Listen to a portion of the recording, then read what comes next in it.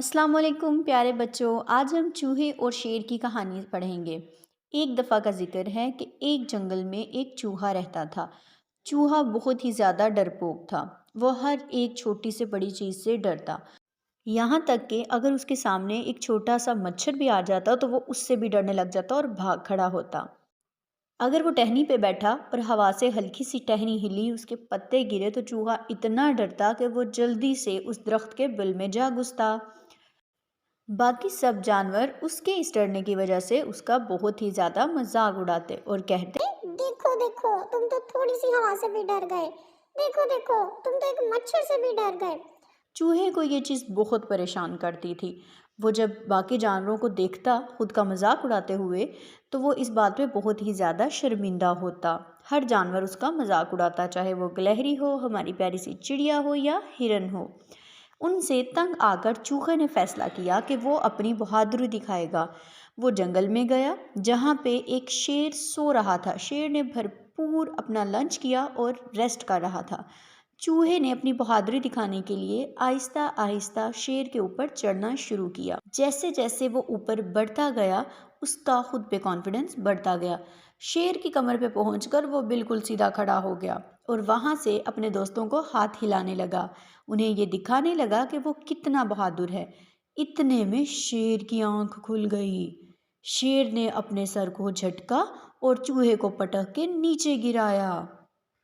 چوہا بہت ڈر گیا اور کہنے لگا، مجھے معاف کر دو بھائی، میری غلطی تھی، مجھے معاف کر دو۔ شیر غصے میں بولا، تم نے میری نیند خراب کی ہے۔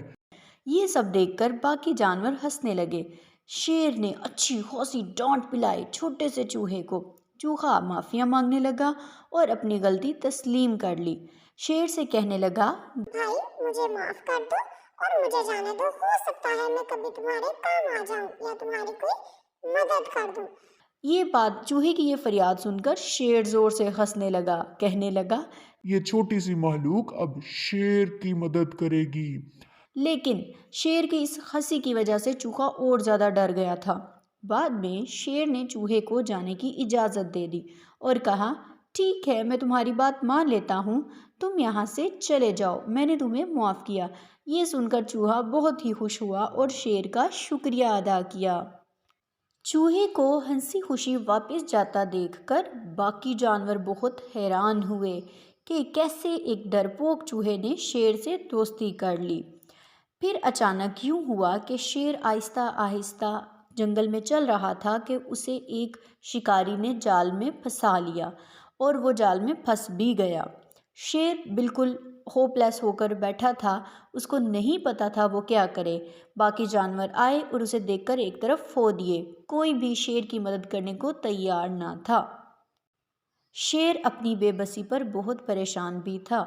اتنے میں ہمارا پیارا چوہا جنگل میں آیا۔ اس نے دیکھا کہ شیر جال میں پھنس چکا ہے، اسے شیر سے کیا ہوا اپنا وعدہ یاد آ گیا۔ وہ آہستہ آہستہ شیر کے اوپر چڑھا، جال کو کاٹنا شروع کر دیا۔ اس نے اپنے چھوٹے چھوٹے نکیلے دانتوں سے سارے کا سارا جال توڑ دیا۔ وہ اتنی باریکی سے یہ کام کر رہا تھا کہ شیر کو یہ دیکھ کر بہت خوشی ہوئی۔ پھر اچانک سے اس نے جب سارا جال کاٹ دیا تو شیر اور چوہا دونوں بالکل آزاد تھے۔